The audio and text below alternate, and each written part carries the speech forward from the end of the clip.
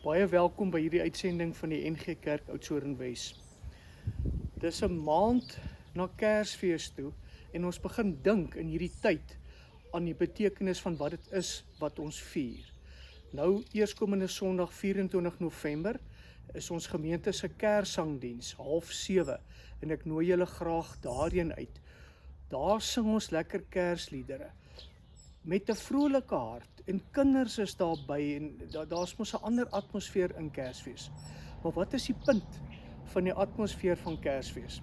Ons ken almal Johannes 3 vers 16. Ek wil vers 16 en 17 lees. Luister gou hierna. God het die wêreld so lief gehad dat hy sy enigste seun gegee het, sodat die wat in hom glo nie verlore sal gaan nie, maar die ewige lewe sal hê. Dit ken ons almal. Maar luister bietjie na vers 17. God het nie sy seun na die wêreld toe gestuur om die wêreld te veroordeel nie, maar sodat die wêreld deur hom gered kan word. Nie gestuur om te veroordeel nie. Ek wil 'n ander verhaal julle aan herinner wat julle ook goed ken, die verhaal van die verlore seun. En ek noem dit sommer Kerstyd is 'n Kersgeskenk vir die verlore seun. Nou ons ken die storie. Hy het by sy pa gekom, gesê hy wil die helfte van die goed hê, sy pa het vir hom gegee. Klein rukkie daarna hou hy 'n fundisie, verkoop alles en vat die geld en gaan na 'n ver land toe en daar het hy, sê die Bybel, deur losbandig te lewe al die geld nou uitgegee. Nou ek kan my voorstel, aanvanklik was daar klomp vriende en klomp wat saam gekuier en gelag en gesels het, maar die rede vir hulle feesviering was nie 'n goeie rede nie. Dis net, daar's genoeg geld om uit te mors, so kom ons mors dit. En toe dit die geld opraak, toe raak die vriende ook mos nou op. En nou vertel Jesus mos die storie en nou sê hy, toe het hy by iemand van daai land gaan werk en die stuur hom om te gaan varke oppas.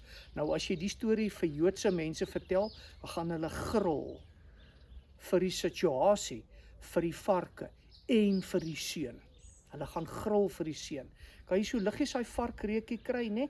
Hy's daar in die varkhok en hy gee vir hulle kos, varkkos. Hy het self lus vir die varkkos, maar hy eet dit nou nie. Nou sit hy daar en nou sê die Bybel, hy het tot inkeer gekom.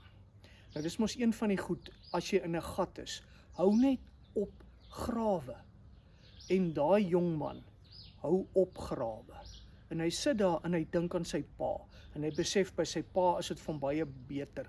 Dan staan dit, hy het met spoed, hy het vinnig opgestaan en terug na sy pa toe gegaan. Hier vers 20, en hy het sonder versuim na sy pa toe teruggegaan. Nou sit sy pa op die stoep, sy pa sien hom ver aankom en sy pa het hom innig jammer gekry. In sy jammerte laat hom hardloop na die seun toe. Nou die seun het 'n speech voorberei. Hy het gesê, ek gaan vir my pa twee goed sê. Ek gaan vir hom sê, ek het gesondig teen pa en teen God. En dan gaan hy sê, moenie my as 'n kind behandel nie, behandel my as een van jou werknemers. Gee net vir my kos en daar in die buitekamer 'n slaapplekkie. Maar voor hy by die tweede deel van die speech kan kom, hy sê nou vir sy pa, ek het 'n fout gemaak, ek het gesondig. Maar voor hy by die tweede deel kan kom, stop sy pa hom, roep die mense, sê, bring vir die man 'n ring vir sy vinger, ordentlike klere, dat ons van hy varkreuk ontslae kan raak, skoene vir sy voete, en slag hy kalf wat ons vir Kersfees vet gemaak het, want ons het 'n rede om fees te vier. Wat gebeur hier? Dink weer aan Johannes 3, vers 16, die seun het gekom, want die Vader het die wêreld lief gehad. Maar vers 17, hy het nie gekom om te veroordeel nie. So as daai varkhok seun by hom terugkom, dan sê hy nie, ek en jy moet net eers bietjie praat, daar's 'n paar goed wat ek nou net vir jou wil uitstippel wat jy verkeerd gedoen het nie, né?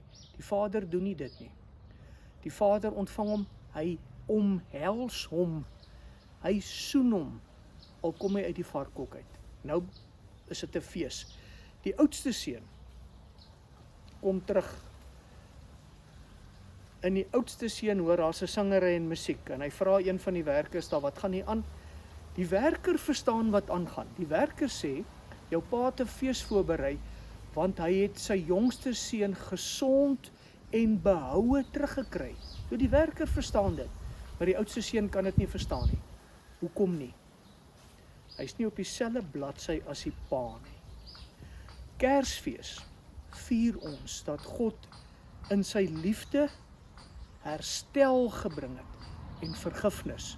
Jesus se geboorte, daai hele ding van die babietjie in die krib en die engele wat sing en die skaapwagtertjies wat gaan kyk en so, nee, alles van dit gaan na God se liefde toe en dat God wil herstel bring met mense en hulle wil vergewe. Die oudste seun verstaan dit nie. Die jongste seun het iets van dit verstaan. Die werker het iets van dit verstaan, maar die oudste seun nie. Die pa loop uit na die oudste seun toe. Net dieselfde wat hy van die jongste seun gedoen het, aan die jongste seun gedoen het. Hy het uitgegaan na hom toe. Nou loop die pa na die oudste seun toe en die pa sê vir hom, ons kan tog nie anders nie. Ek en jy kan mos nie anders as om bly te wees nie, want hy was dood en nou het hy teruggekom. Die probleem is, die oudste seun is nie op dieselfde bladsy as die pa nie. Die oudste seun is jaloers, hy voel die pa is onnodig vriendelik deur hierdie een wat als deurgebring het. Die Here God reik met liefde in vergifnis na die jongste seun uit en hy herstel sy verhouding met hom. Maar hy wil ook hê ek en jy moet op dieselfde bladsy wees teenoor God wat vorentoe buig met 'n glimlag en bly is as sy kinders na hom toe terugkom, ook sy afgedwaalde kinders as hulle terugkom.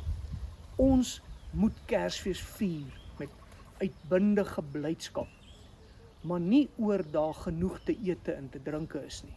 Ons moet vier oor God se liefde, sy vergifnis en sy behoefte om verhoudinge te herstel tussen ons en hom.